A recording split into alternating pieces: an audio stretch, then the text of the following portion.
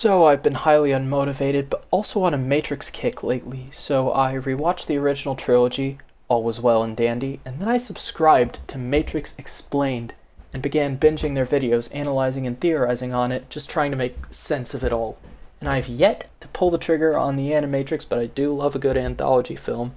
And then, upon rewatching Matrix Resurrections, I was pleasantly surprised by how good some aspects of it were, and puzzled at some of its less pleasing choices, and in this review I hope to explain some of them. First, on a behind-the-scenes level, I think we should acknowledge that there has always been more to the Matrix's creative team than just the Wachowski sisters, Lana and Lily. We have producer Joel Silver and assistant director James McTeague as well, forming a core group of 4 creative authorities across the original trilogy. But for Resurrections, only one Wachowski returns, Lana. In addition, Resurrections is also written by David Mitchell and Alexander Hemon. It is also produced by McTeague and Grant Hill. Fun fact, McTeague also assistant directed Dark City, which I might also watch next given its incredible proximity to the original Matrix in release and premise. Most of the cast and crew are new too, since nearly 20 years had passed since the original trilogy concluded. Returning actors are of course Keanu Reeves and Carrie-Anne Moss as Neo and Trinity, respectively, plus Jada Pinkett Smith as Niobe and Lambert Wilson as the Merovingian.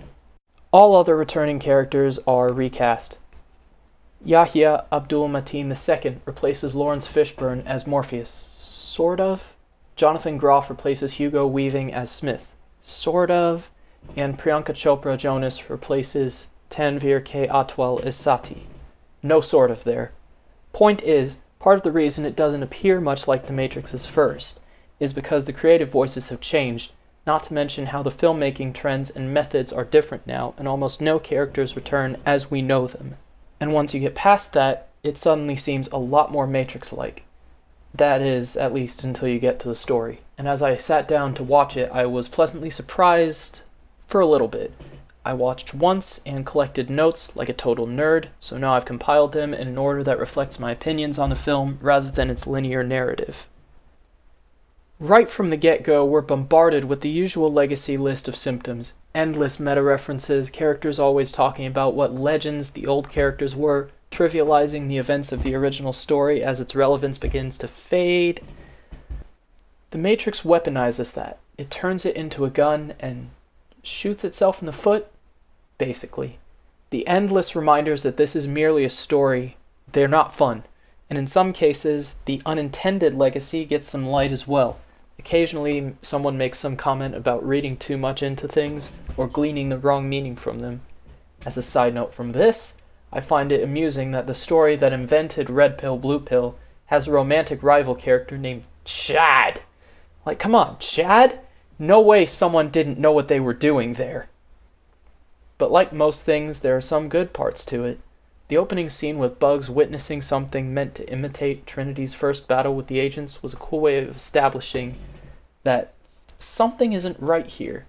It's clearly not Trinity, and the fight didn't go down like that. But after a while, a filmgoer who's watched any sequel in the past few years will begin to feel bored. As stated before, almost none of the recurring characters are the same ones we knew, save Niobe and maybe Neo. Niobe feels completely in character as the elderly, grizzled survivor of another failed Zion, given up on rescuing people. Neo and Trinity, clones with all their originals' memories, get normal lives and mostly familiar personalities, save Neo's crippling anxiety, courtesy of the Analyst, and Trinity now becoming a mom, trying to stay ordinary for her family. Both have reasons to fight the pull they feel, both to each other and to their fantasies of escape. And I think that's a great parallel to Niobe as well. It shows that the Matrix controls people even outside its servers. Like the Analyst says, quietly yearning what you don't have, while dreading losing what you do. It's a paralysis I think everyone alive right now knows well. The Merv follows that pattern too, losing everything and being reduced to some screaming hobo. But he just got grading and was there for a 3-minute cameo, so there's that. And as for the other characters, I think the all-new characters come so close to being more lively than the original trilogy's whispering heads, but they also lack any of the humanizing backstories that the original ensemble do. My favorite example is Link trying to be a good father and husband with a personal tie to the Nether, just trying to hold it all together. When he cheers and then collapses at his console and reloaded, I felt that one. The Nemesis crew don't seem to have families or hopes or dreams. All they have are a suspicious number of personal involvements with Neo's past lives. The new machine characters have cool designs, but we don't have enough time to understand anything about them either. Bugs is a special case, and I feel like she fits in more with the recasted characters Not Smith and Not Morpheus. Not Smith, recasted and not directed to act at all like the original Smith, might as well be a bad take from a rip-off franchise. None of the menace, none of the charm, lacks the look or sound or the eloquence. All things that Morpheus has in this version if he were allowed to use them. But I'm saving my thoughts on Morpheus for a while. And Bugs? A logical take on the legacy character, a captain with a persona based on the White Rabbit. But here is where we talk about the messy colors. Red and blue are massively important colors to the original trilogy. Unlike black, gray, and green, which are all stylistic choices, red and blue represent liberation and the lie. Blue in the Analyst glasses? Great, yes, we like that. But Bugs having blue hair and blue glasses? How's that supposed to make us trust you? And Morpheus's admittedly snazzy suits? Man wears whatever color he feels like. In the projector room with Bugs, she wears blue and he wears red as he holds the two pills. So what does that mean? Are we supposed to trust Morpheus and be wary of Bugs? And what of the times he wears a blue suit, like in The Construct? I know this is nitpicking, but I think it's important to note. And then there was the Analyst. I actually love the Analyst as the antagonist. Forget all the stuff about references to the original story feeling disappointing. This guy makes it work. And I'm beyond excited to see Neil Patrick Harris in Doctor Who this fall. The way his philosophy it feels so much more connected to our world of misinformation. His gaslighting double talk, the way he tries lulling Neo into surrendering and pulling him through the mirror. My favorite has to be the way he uses bullet time against Neo and taunts him for not being fast enough. I love that. Exactly what the Wachowski ordered. And I really hope the theory about him being in control the entire time is true, because he absolutely has that level of power over the virtual world. Before we get into the meaty stuff, I want to say that while the music is serviceable, it didn't go above and beyond like the original series music did. It removes the 90s electronic like jungle element, and it doesn't have much to replace it, and its orchestral stuff feels flat, with the polytonal stings serving more as the nostalgia hype than any sign of battle between man or machine. Maybe I'm trying too hard with that one. And the real world, the world we see Io in, feels more like another layer of the Matrix than ever. Humans and machines living together in a struggling safe haven, trying to reproduce food using Matrix data, that's really cool. And I wonder if given more time, this society would not create its own Matrix, for one reason or another. But for the time being, the Nemesis with the swaying machine tail is really cool too. Now on to the stuff I take actual issue with. Most of it revolves around Smith, Morpheus, and the agents, namely how messily all these elements were used. So Smith, I say get rid of him entirely. He's a side quest with no connection to the iconic villain but his name, and the final battle of the movie is just a weaker take on his virus abilities in Reloaded and Revolutions. The agents? Now they can be anyone, at any time. I think someone didn't read the memo here or something, because that's kind of what the agents already were in the original narrative. Anyone could be an agent.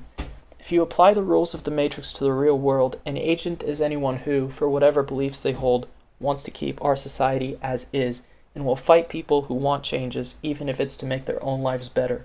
It was a respectful way of saying this system turns people into its own defense, and that not everyone is fit to leave. But with some poorly thought out story changes, suddenly the agents are not real people possessed by the system, but NPCs, maliciously manufactured sleeper programs, and in the final battle we see how disposable they are, with Smith suicide bombing Nemo, with people leaping from their balconies. NPC is another derogatory term coined by the same group of people who co-opted the red pill into an incel buzzword. Like, Chad is an NPC to suppress red pill people? Wow. Nice going, LGBT creators of the greatest egalitarian resistance story of our time. And then we get to Morpheus, who I think is the greatest missed opportunity of this whole thing. A hybrid program created from the memory of both Morpheus and Smith. This Morpheus starts his life as an agent before Bugs recognize him and helps him escape. But after that, and a Smith name drop from another agent, that's pretty much all of that element of him. None of it carries over. And even the Morpheus side is weak, as he's just a background character for most of his time with the Nemesian crew. He talks to Neo a few times before he's unplugged, but then he seemingly stops doing anything impactful. And it's a shame, because Yahya Abdul-Mateen II is a great actor. I loved him in Watchmen, for example. He has the charisma to play a wise reality bender, and I think he should take on something with a lot of internal conflict too. Like, he could do that. Like, say, a program trying to be benevolent, but wrestling with an internal evil threatening to take him over completely. Yes! So, I say remove Groff Smith entirely. This is a personal want, but imagine if we saw this character begin glitching, sliding invisibly into menace when interacting with other characters, only to stop, apologize, and pretend nothing was wrong, having to fight harder and harder to keep his malevolent programming from coming out. Imagine if, instead of NPC bombing, we get a climactic one-on-one with Neo and Smith, but this time wearing Morpheus's face and taunting him with Morpheus's words. Okay, like, imagine if we get a third version of the dojo battle. The first was with Morpheus, the second with Smith. We get a third dojo battle, but it had no impact on the story. Imagine if instead it was Neo proving both characters at once that he is truly free. He no longer fears Smith or the system he represents, and no longer needs Morpheus's misguided wisdom. And come on, tell me Smith parroting, "Come on, stop trying to hit me and hit me," isn't a wonderful way of paying tribute to the original story while offering a new take on the action side of things, which is the entirety of Smith's purpose in Resurrections. I'll just call this a missed opportunity, but there's probably someone who thought of that and got shot down because Morpheus isn't the bad guy.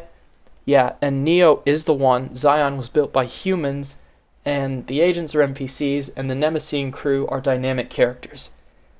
Anyway, in conclusion, The Matrix Resurrections may have good intentions, but at the same time, it comes at a bad time, and overall just seems like a shallower take on all the themes the original film posed. Thank you for coming to my YouTube talk, or whatever. Like, comment and tell me how wrong I am, okay? Deal. Toodles.